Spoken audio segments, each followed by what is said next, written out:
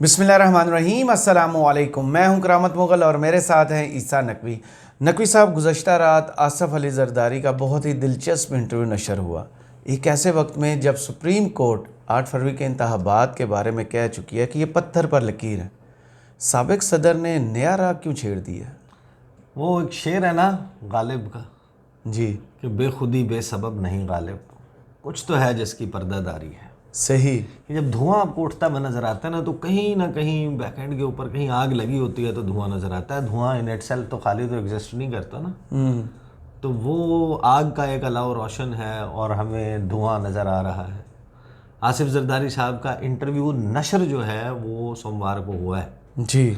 लेकिन वो रिकॉर्ड इतवार को हुआ है। इतवार को एक इंटरव्यू और भी चला है जी। और वो है साबिक एसएसपी अनवार राव का, राव अनवार जो कि एक बहुत ही मुतनाज़ा और मशहूर कैरेक्टर है सिंध में, ख़ास तौर पे कराची में पुलिस और पुलिस मुकाबलों के और फ़लाँ के हवाले से। ये दो इंटरव्यू जब आप इनको देखते हैं कि इंटरव्यू, फिर सॉफ्टवेयर अपडेट, फिर एक और इंटरव्यू, और बाप जो है वो अपने बेटे को लगाम डाल रहे हैं। और जरदारी साहब ने कुछ कलाबाजियाँ इस इंटरव्यू में भी लगाई हैं, कुछ अजीब व गरीब बातें भी की हैं, फिर कुछ बहुत दिलचस्प और पते की बातें भी की हैं। सही। और जमाइमा खान, उन्होंने जवाब भी दिया इस इंटरव्यू के ऊपर। अच्छा। यानी कि ख़ुद से रिएक्ट नहीं किया, किसी ने ट्विटर के ऊपर उनको टैग किया एक सवाल की सूरत में। इस इंटरव्यू का एक क्लिप जो जमाइमा खान से मुतल्लिक था उसके ऊपर उनको पूछा और उन्होंने इसके ऊपर जवाब भी दिया। तो इस सारे के ऊपर बात करते हैं। पहले तो ज़रा देखते हैं ना कि राव अनवार साहब ने क्या कहा था। राव अनवार साहब ने जो इंटरव्यू दिया था, जरदारी साहब जो है उनको ज़ाहिर है कि कराची में, सिंध में जो कुछ हो रहा है, कहाँ किसका इंटरव्यू रिकॉर्ड हो रहा है, कौन कहाँ लॉन्च हो रहा है या जो भी हो रहा है वो उनको पता होता है। जी। तो जरदारी साहब ने ज़ाहिर है कि रिक्वेस्ट तो सभी की पड़ी होती है ना, वो उसमें से उन्होंने फ़ैसला कर लिया कि फ़लाँ को इंटरव्यू कर दें। ये फ़लाँ भी हो रहा है, तो कुछ चीज़ें जो हैं अब सुप्रीम कोर्ट कह रही है कि जनाब अज़्म मुसम्मम है और पत्थर पे लकीर है। 8 फरवरी के इलेक्शन, जरदारी साहब हमें एक नया राग सुना रहे हैं और ये राग जो है वो कहीं ना कहीं इस बात से जुड़ा हुआ है जो बहस चल रही थी कि हर बंदा ये इस बात पर पुरयकीन है, और मैं इन्फॉर्म्ड सर्कल्स की बात कर रहा हूँ, मैं उन लोगों की बात कर रहा हूँ जो कनेक्टेड हैं पाकिस्तान के पॉलिसी मेकर्स से, जो सहाफ़ी हैं, जो पॉलिटिशियंस हैं, जो ब्यूरोक्रेट्स हैं, सीनियर लोग और इन्फॉर्म्ड लोग। जी। वो ये कहते हैं कि इलेक्शन होगा, लेकिन पहले इमरान खान का बंदोबस्त तो हो। अच्छा। पीटीआई जो है वो इस वक्त जिस पोजीशन में है, ऐसी पोजीशन में तो इलेक्शन जो है वो फिर मुमकिन नहीं।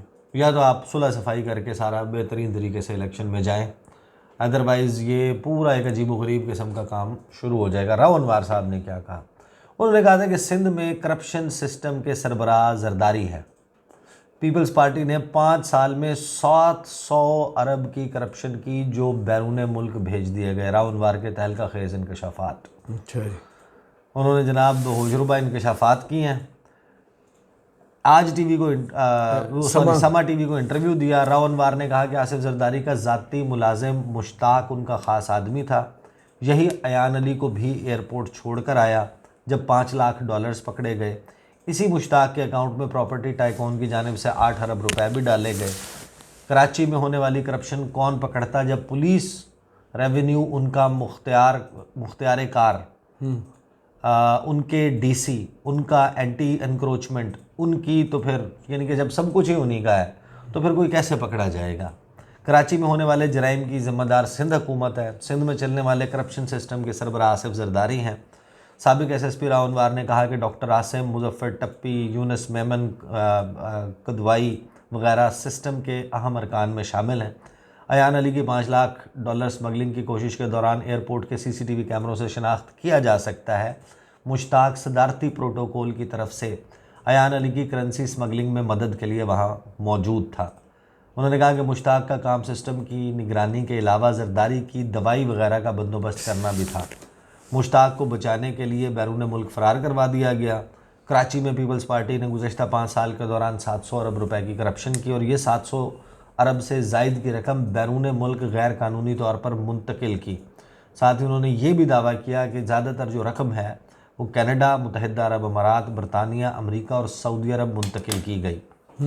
अब ये इंटरव्यू जो है इसको आप कनेक्ट करें कि जो शिकायत थी कराची वाला सिस्टम के हवाले से वो हुई थी जिस वक्त army chief general Syed Asim Munir ने कारोबारी शख्सियात से मुलाकातें की और उन्होंने कराची का दौरा किया, कराची की बिज़नेस कम्युनिटी से मुलाकातें हुई और वहाँ से जो ख़बरें सामने आई कि इन्होंने जो ताजर और बिज़नेसमैन और कारोबारी शख्सियात है, मारूफ बिज़नेसमैन है, उन्होंने ये जो रावनवार साहब बात कर रहे हैं, ये तो स्पेसिफिक्स पे बात कर रहे हैं ना, उन्होंने इसके जो मैक्रो लेवल के ऊपर जनरली कि ये हो रहा है, ये हो रहा है, इस तरह के मसाइल हैं, जब इनकी बात की तो कोट किया गया बाहर आके कि इसके ऊपर जनरल आसिम मुनीर साहब ने रिएक्ट किया और उन्होंने कहा अच्छा कराची वाले सिस्टम की बात कराची वाले सिस्टम की बात कर रहे हैं।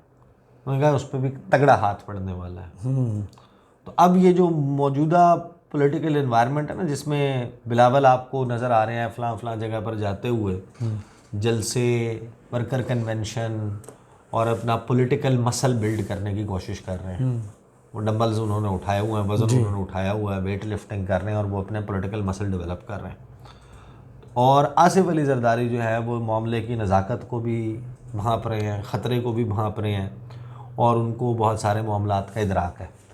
ये बात सेंस नहीं बनाती कि Asif Zardari and knowing the kind of background he has, knowing the culture he comes from, एक ही बेटा अकलौता, तो उसके साथ बाप की मोहब्बत का आलम, उसमें कोई शक हो सकता है? यानी कि डू यू रियली थिंक, या किसी को ये लगता है कि बाप बेटे से जेलस हो सकता है?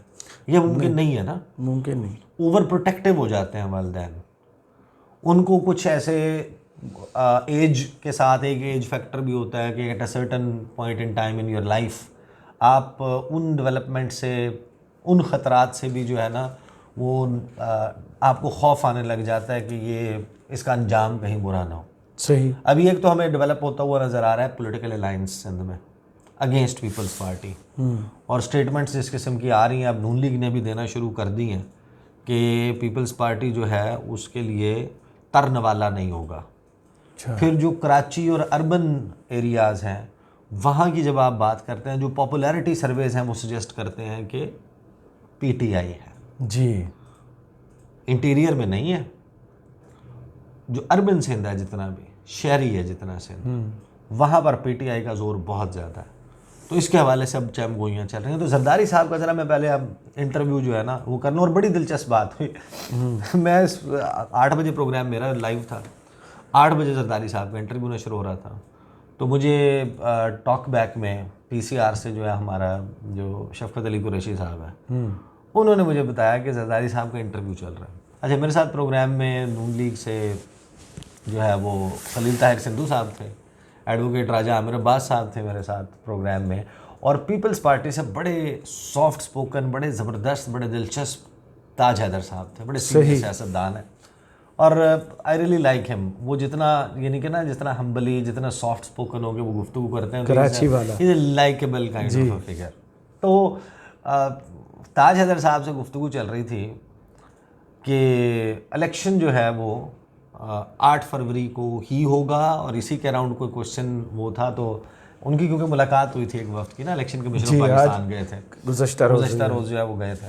तो मैंने उनसे सवाल किया, इसी ज़मन में बात हो रही थी कि आपकी ये बात हुई, फ़लाँ बात हुई, फ़लाँ बात हुई, तो उन्होंने इस दौरान कहा कि 8 फरवरी जो है ना इसमें कोई कॉम्प्रोमाइज़ नहीं है, इलेक्शन की डेट आगे करने के ऊपर पीपल्स पार्टी की किताबों में, डिक्शनरी में अब ये चीज़ मौजूद नहीं है कि 8 फरवरी को आगे पीछे किया जा सकता है। साथ ही वो शफकत अली कुरैशी ने मुझे व्हाट्सएप के ऊपर भेजा कि जरदारी साहब जो है ना वो ये फरमा रहे हैं कि 8-10 दिन आगे पीछे हो जाए कोई फ़र्क नहीं पड़ता। जैसे ही मैंने उनसे ये सवाल किया, मैंने कहा ताज हैदर साहब आप ये कह रहे हैं, जरदारी साहब ये फरमा रहे हैं। बिल्कुल इसी वक्त जब हम ये गुफ्तगू कर रहे हैं तो जरदारी साहब जो है वो इंटरव्यू दे रहे हैं उसमें चिराजी साहिबा को, और उन्होंने ये फरमाया। उन्होंने कहा देखें ये इंटरव्यू मैंने नहीं देखा, लेकिन as we speak right now हमारी पार्टी पॉलिसी है कि 8 फरवरी से आगे इलेक्शन नहीं जाना चाहिए। अच्छा, जरदारी साहब का इंटरव्यू, फिर उसमें जमाइमा खान और इनसे मुतल्लिक स्पेसिफिक बातें भी हैं, वो मैं ज़रा आपको बता दूँ, फिर जमाइमा खान का जो रिएक्शन आया और क्या मुमकिन तौर पर चल रहा है बिलावल के हवाले से और जरदारी के हवाले से। पीपल्स पार्टी इलेक्शन जीती तो मैं भी वज़ीर आज़म हो सकता हूँ, आसिफ जरदारी। वाह, एक उन्होंने वो बात की। नहीं, मैं आपको बताऊँ एक बात जी। इसमें, ये यानी कि अगर आप इसको गैस वर्क करें ना कि why would he say that, जब एक जो पार्टी का चेयरमैन है बिलावल, वो जाके हर जगह खुद को पिच कर रहा है एज कैंडिडेट कि मुझे मौका दें, बुजुर्ग सियासतदान रिटायर हो जाए, हाँ, तो पूरी ट्रैजेक्टरी है, खाली डायरेक्ट मुझे मौका ना दें। अच्छा, इनके तर्ज सियासत ने मुल्क को तबाह किया है। ज़ाती दुश्मनियों की सियासत से किनारा कशी करना होगी, जो तर्ज सियासत है उसको तब्दील करना होगा। नौजवान क़यादत ही नौजवानों का मसाइल समझ सकती है, और मुझे मौका दें, मेरी काबीना और मैं, और ये मेरे हाथ करेंगे। साफ है। ये उन्होंने, ये वो गुफ्तगू जो है वो बिलावल कर रहे हैं। जी। तो दूसरी तरफ आसिफ जरदारी साहब जब ये फरमा रहे हैं कि मैं भी हो सकता हूँ, खुर्शीद शाह भी हो सकता है और बिलावल भी हो सकता है, तो वो अपनी फ्लेक्सिबिलिटी का इजहार कर रहे हैं जहाँ पर करने की ज़रूरत है। कि नहीं, ये बिलावल लाउबाली नौजवान, खलंडरा, जोशीला, ट्रेंड नहीं है। तो वो बिलावल जब निकलते हैं उनकी कैंपेन को फुल स्टॉप वो नहीं लगा रहे होते। असल में शायद उनको इस बात का एहसास है, समहाउ मेरा गैस ये है कि जरदारी साहब को किसी ने ये बताया है, उनके कान में ये फूंका है कि बिलावल के लिए इस वक्त कबूलियत नहीं है, तो वो गेम में रहना चाहते हैं। तो उन्होंने कहा अच्छा नहीं, बिलावल नहीं तो हम भी हाजिर हैं, तो और भी कोई हाजिर है, तो दसो तो सही, हुक्म तो करो, तो उस किस्म की बात।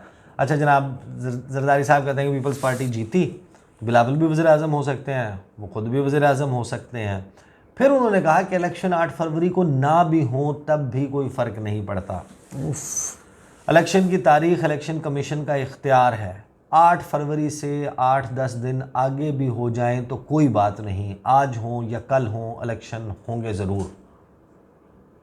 तो अगर हर गुज़रता दिन 7 नवंबर के बाद जस्टिस अतर मिनल्ला साहब की अंडरस्टैंडिंग में, सुप्रीम कोर्ट ऑफ पाकिस्तान की अंडरस्टैंडिंग में आइन शिकनी है, तो 8 फरवरी को जब आपने चले नज़रिया ज़रूरत के तहत आपने उसको अलाउ भी कर दिया और उसे पत्थर पे लकीर भी करार दे दिया, और आप ये भी नहीं चाहते कि आपने 2022 में जो इलेक्शंस डिले हुए पंजाब और KP के, आप उसके मुजरिमान को फाइंड आउट करके उनको सज़ा दें, आप ये भी नहीं करना चाहते। लेकिन अब 8 फरवरी से आगे जो आप 10 दिन की बात जरदारी साहब कर रहे हैं, बुला लेना जरदारी साहब को जी।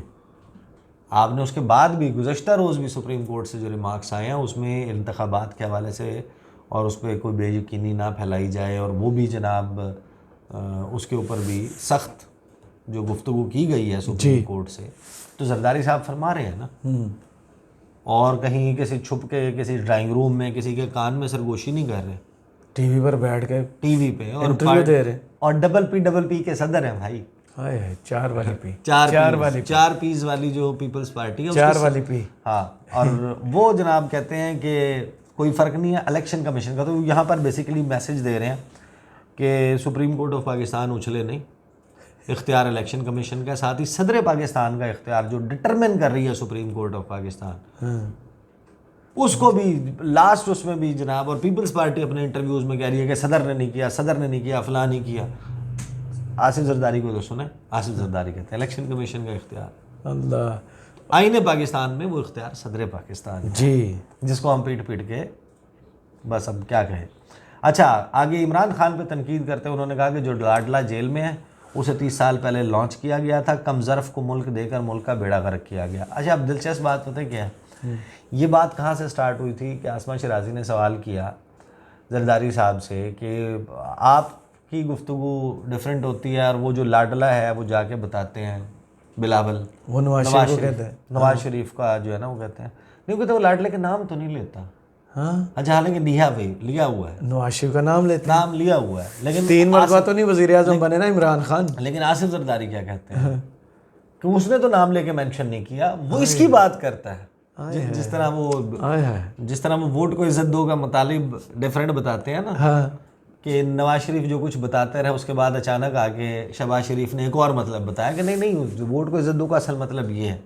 तो जो लाडला है उसकी तशरीह आसिफ अली जरदारी साहब ने कल किया। तो ये बिलावल भुट्टो जरदारी का लाडला कहना बहुत ट्रबल क्रिएट कर रहा है, और ट्रबल इसलिए क्रिएट कर रहा है कि अगर ले आएंगे और ये जनाब फिर सारे बाकी साथ तो हो ना, इमरान खान तो नहीं है साथ, जी बाकी सारे तो साथ हों, उसमें भी अगर इस तरह के डिविजन्स होंगी लाडला और फला फला, तो फिर मुश्किल क्रिएट हो जाएगी। लेजिटिमेसी चाहिए ना आपको जी सिस्टम को। तो आगे जरदारी साहब कहते हैं कि अफ़गान हमारे पड़ोसी हैं, इमरान खान ने अफ़गानों के वोट रजिस्टर कराए हुए हैं, इसलिए अफ़गानों की ज़्यादा बात करता है, इसलिए वो कहता है कि लश्कर जंगवी के दफ्तर खोले जाएँ। उस शख्स ने जाली लिस्टें बनाई हुई हैं जिसमें अफ़गानों को पाकिस्तानी शहरी डिक्लेयर किया तो हुआ। आप सही करा लें। मेरे ख्याल में इलेक्शन कमीशन इस मामले पर कुछ कर रहा है। नहीं, वो ऐसे थोड़ी फौरी तौर पे थोड़ी सही हो जाता है। इनको आप पहले का पता है ना, आप थोड़ी पता चला है। देखें, परवेज़ खटक मुतालबा करते हैं, इलेक्शन कमीशन को अप्रोच करते हैं डिले के लिए। अमीर मुकाम जो है वो कहते हैं कि 8 फरवरी को बर्फबारी है जी, और आसिफ जरदारी बताते हैं मौसमियात में होते हैं। तो अफ़गान शहरियों के जो रजिस्ट्रेशन की बात वो पॉइंट आउट कर रहे हैं ना, वो सिंध में नहीं कर रहे, पंजाब में नहीं कर रहे, केपी की बात कर रहे हैं, खैबर पख्तूनख्वा। खैबर पख्तूनख्वा से आने वाले इमेजेस जो हैं वो इस वक्त उन्होंने एक सियासी कोहराम बर्पा किया हुआ है, और वो जो इमेजेस हैं उसमें जो क्राउड है, जो उसका सेंटिमेंट है, जो उसका रोर है, जो उसका थंडर है, वो इस वक्त बहुत सारे मसाइल क्रिएट कर रहा है। मोल साहब जी आगे जनाब वो कहते हैं कि नवाज शरीफ ने भी कहा है कि वो चौथी बार वज़ीर आज़म बनेंगे। शहबाज शरीफ को मैंने वज़ीर आज़म बनाया, मैंने नंबर करके दिए, वज़ीर आज़म का उम्मीदवार भी हो सकता हूँ, बिलावल भी हो सकते हैं, खुर्शीद शाह भी कहते हैं कि वो वज़ीर आज़म के उम्मीदवार हो सकते हैं। साथ ही वो कहते हैं कि इमरान खान को नहीं हटाया होता तो वो पाकिस्तान बेच चुका होता, मुल्क डिफ़ॉल्ट हो चुका होता। कभी कभी कठपुतली को पता नहीं होता कि उसका हैंडलर उससे यार क्या ये करवा जोक रहा है। हाँ, इस शख्स ने बचा हुआ क्या है? उस शख्स ने 10 बार कहा कि GHQ जाओ, कि हम नहीं चाहते थे कि ज़ियाउल हक को हटाया जाए। फिर उन्होंने कहा कि इमरान खान ने तहरीक अदम एतमाद के दिनों में पीपल्स पार्टी को हुकूमत की आधी मुद्दत देने की पेशकश की थी। ये बड़ा इंकशाफ है। नहीं, इंकशाफ नहीं है, हाँ तो ये इंकशाफ प्रो मैक्स है। इंकशाफ की पहली सीरीज़ में इन्होंने जो इंकशाफ किया था वो ये कहा था कि 6 वजारतों की ऑफ़र हुई, जी जी, और अब कह रहे हैं कि मुझे आधी मुद्दत ऑफ़र हुई थी। जरदारी साहब पहले ये डिसाइड कर लें कि और उस सिस्टम में जरदारी साहब नहीं थे कि ऑफ़र हुई क्या थी, हाँ, किसने की थी ऑफ़र, स्पेसिफिक्स बताएं, because this is very interesting. 6 वजारतों की ऑफ़र या पीपल्स पार्टी को अप्रोच किया होगा, ये तो मैं भी मानता हूँ और मेरी इतलात भी है। जाहिर है अपना पॉलिटिकल सर्वाइवल के लिए करता है ना बंदा, लेकिन आप तो डिसाइड करें कि आपको 6 वजारतें ऑफ़र हुई थी या आपको वजारत उज़्मा और आधी मुद्दत ऑफ़र हो गई थी, कि बाकी मानदा जो वक्त है 42 माह से ऊपर 60 माह तक, यानी कि 18 माह मज़ीद जो है वो आसिफ जरदारी साहब जो है वो प्राइम मिनिस्टर बन जाए। ये डिसाइड करके आप हमें बताएं कि आपको ऑफ़र हुई क्या थी।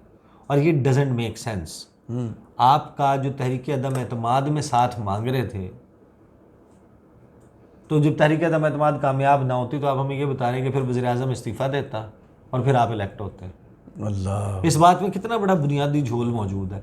क्या भैया एक बंदे के खिलाफ तहरीक अदम एतमाद जब कामयाब नहीं होती तो अगले 6 महीने तक उसके खिलाफ तहरीक अदम एतमाद नहीं आ सकती। बिल्कुल। आप ये कौन सा राग हमें सुना रहे हैं? क्या आपको आधी जो है मुद्दत ऑफ़र हुई थी, आपने साथ देना था, इमरान खान के खिलाफ तहरीक अदम एतमाद नाकाम हो जाती, उसके बाद वो आपको आधी मुद्दत देता रिज़ाइन करके, वो तो 6 महीने के लिए सिक्योर हो जाता, उसके पास अगली जो है वो मुद्दत अपनी अनाउंस करने की आ ही नहीं सकती। तो उस 6 महीने में उसने वो डिसीजन कर लेने थे कि वैसे किसी का चांस ही नहीं रहता। बिल्कुल ऐसे ही है। तो ये जो कहानी है ना, इस कहानी में जरदारी साहब जो है पूरी कहानी डाल रहे हैं, ठीक है ना।